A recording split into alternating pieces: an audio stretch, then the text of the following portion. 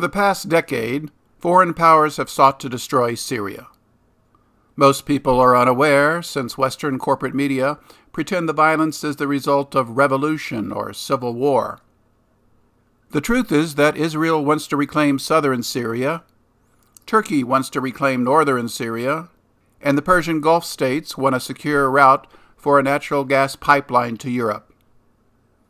In addition, the American empire seeks to destroy any nation that fails to open its economy to Western corporations and supports whatever Israel undertakes.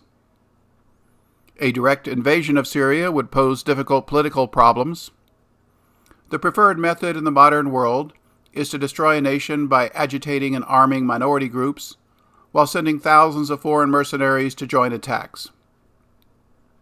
Details are explained in the tale linked below, The Plot to Destroy Syria. It was assumed that these powerful nations could quickly destroy Syria, as they did in Libya. This proved difficult because Syrian President Bashar al-Assad, pictured with his wife, is smart and popular. He was studying to become an eye doctor in London before his dad died in 2000. The Assad family has ruled Syria for decades and threatened no nation. President Assad is popular among the Syrian people. He provides social services and protects minorities, including 2 million Christians. Few Americans understand this war because of corporate propaganda. This is not a civil war, but an invasion by foreign mercenaries who also armed and trained dissidents. This was funded by foreign intelligence agencies via massive arms smuggling that supplied billions of dollars in weapons to so-called rebels. See the tale linked below about the illegal arms shipments from Benghazi, Libya, coordinated by the U.S. State Department. American weaponry included expensive shoulder-fired surface-to-air missiles and large anti-tank weapons, like the American TOW system shown here. The evidence of American involvement was so widespread that political leaders admitted arming Islamic terrorists in Syria, but insisted they be called moderate rebels. American government websites even posted details on massive arms shipments. See the link below. By the end of 2015, the Syrian government had lost control of most of its territory. However, the Syrian army proved tough and a stalemate developed. It was thought that a huge American bombing campaign could turn the tide, but the American public and Congress were not ready for another war, despite a major lobbying effort from AIPAC. The weapons of mass destruction threat was spun, but Syria diffused it by agreeing to allow American contractors to destroy its chemical stockpiles. Yet even after this, the gassed his own people ruse was tried twice. This failed to generate support for American airstrikes. Russia had not objected when Libya was destroyed, but decided to intervene to save Syria. It vetoed the effort to establish a UN-sanctioned no-fly zone over Syria, knowing this is just an excuse for a massive bombing campaign, like was just done in Libya. Starting in December 2015, a few thousand Russian troops and dozens of aircraft arrived in Syria. Russia announced that any aircraft that bombed Syrian forces would be shot down. Syria had formally requested United Nations member assistance to repel foreign aggression, and Russia and Iran responded as required by the UN Charter. This was a big surprise and resulted in a rapid reversal on the battlefield. The Russians infuriated Turkey by bombing rebel oil tankers that were openly hauling stolen Iraqi and Syrian oil to Turkey. So a Turkish general ordered the shoot-down of a Russian fighter that had crossed their border for just a few seconds while turning. Turkey and much of Europe rely on oil and natural gas pipelines that flow through Turkey. The Russians let Turkey know that their Syrian conquest would not be allowed, and any further provocations could result in the destruction of these pipelines. Turkey told its allies that their secret partition plan had become a bloody mess that caused over 3 million refugees to flood Turkey, and it was not worth risking war with Russia. This displeased its allies, so they attempted a military coup in Turkey. This failed when the Russians learned of the plan and tipped off the Turkish president. As a result, another plan was devised. Israel expanded its Druze militias in southern Syria and provided occasional air support. American aircraft and artillery supported Kurdish forces who invaded eastern Syria from Iraq to continue the war after rebels lost interest in attacking. The Allies would support Kurdish dreams of an independent nation that included most of northern Syria. This infuriated the Turks, who invaded much of the Turkish-controlled region after warning the Americans to back off. This led to a stalemate in Syria that few Americans understand because of corporate propaganda. One example was the fawning coverage of the so-called White Helmets. This group was established by American and British intelligence funding to produce propaganda demonizing this government of Syria. The world was told they are a humanitarian rescue group, but Syrians only saw them on Western TV, or winning an Academy Award for a documentary that was propaganda promoted by Israel via Hollywood. A great expose of the White Helmets was produced by the Colbert Report, link below. Propaganda common in Western media was exposed by independent reporter Eva Bartlett.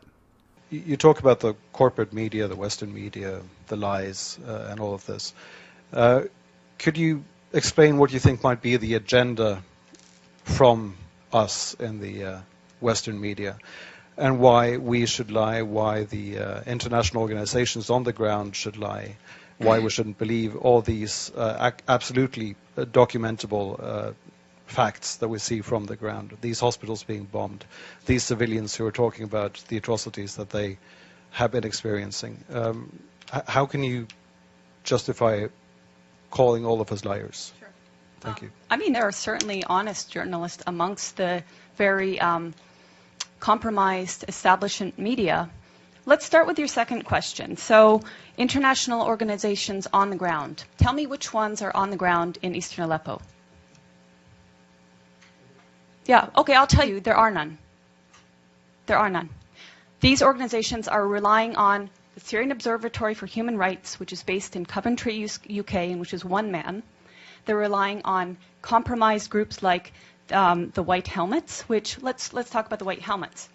The White Helmets were founded in 2013 by a British ex-military officer.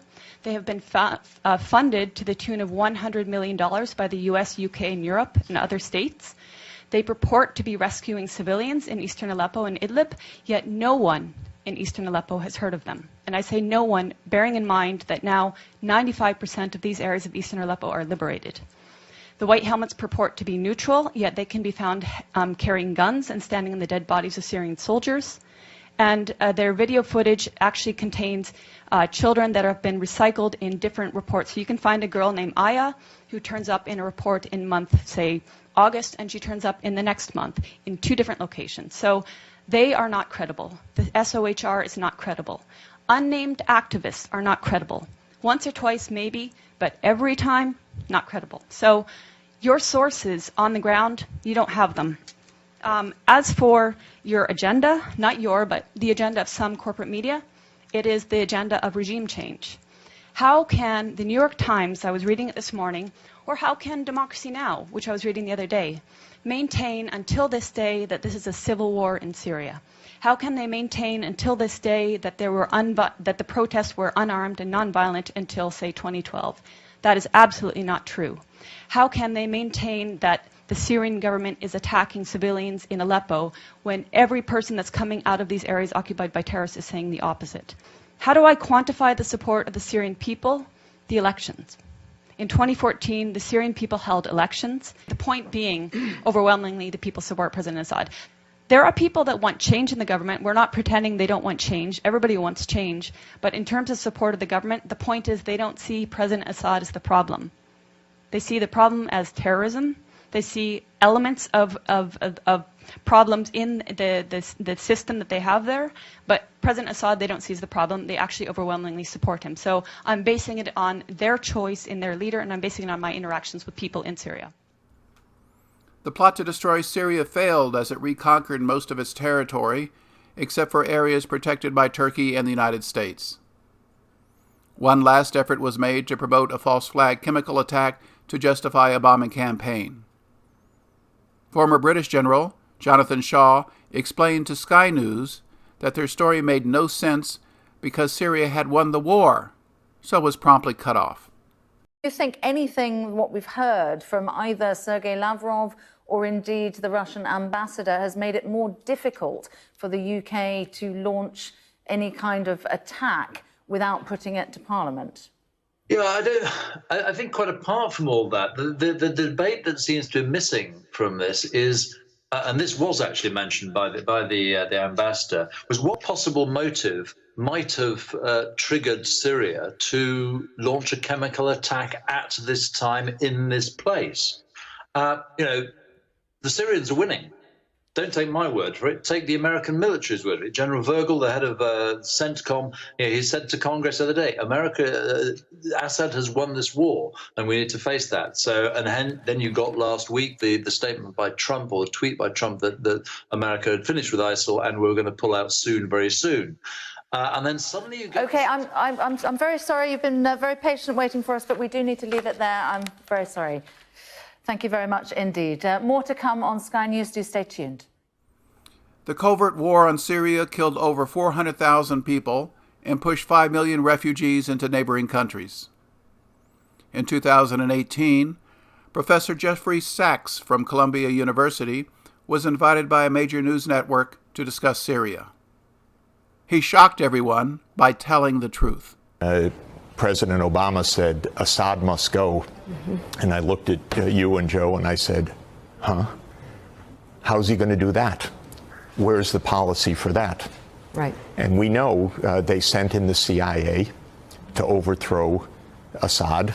The CIA and Saudi Arabia together in covert operations tried to overthrow Assad. It was a disaster. Eventually it brought in both ISIS as a splinter group to the jihadists that went in. It also brought in Russia. So we have been digging deeper and deeper and deeper. What we should do now is get out and not continue to throw missiles, not have a confrontation with Russia. 7 years has been a disaster under Obama, continuing under Trump. This is what I would call the permanent state. This is the CIA, this is the Pentagon, wanting to keep Iran and Russia out of Syria, but no way to do that. And so we have made a proxy war in Syria. It's killed 500,000 people, displaced 10 million, and I'll say predictably so, because I predicted it 7 years ago that there was no way to do this and that it would make a complete chaos.